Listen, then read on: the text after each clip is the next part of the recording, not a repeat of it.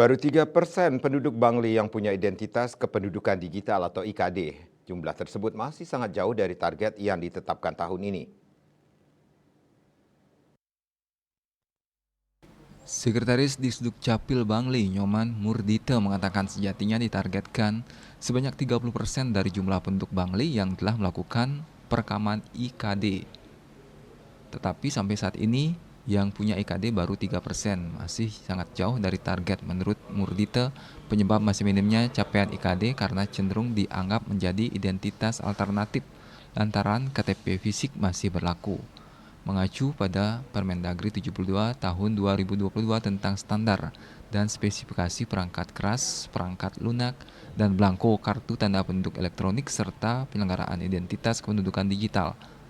Itu tidak menghapus yang namanya KTP elektronik fisik, sehingga sebagian besar penduduk masih merasa nyaman dengan kepemilikan KTP fisik. Saat ini IKD baru banyak dimanfaatkan kalangan generasi milenial atau generasi Z, mengingat generasi tersebut sudah terbiasa menggunakan smartphone. Maka untuk mempercepat capaian kepemilikan IKD, pihaknya bakal mengintegrasikan pelayanan perekaman KTP elektronik dengan aktivasi IKD saat turun melakukan jemput bola ke sekolah-sekolah.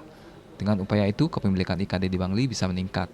Disebutkan ada beberapa manfaat pemilikan IKD, antara lain masyarakat tidak perlu membawa dokumen fisik seperti KK dan KTP kemanapun. Selain itu, masyarakat juga bisa melakukan permohonan pelayanan melalui IKD, misalnya pendaftaran akte kelahiran, pendaftaran KIA, akte kematian bisa langsung dari IKD, tidak perlu datang ke kantor Disduk Capil. Dayu Swasrina, Bali Pos.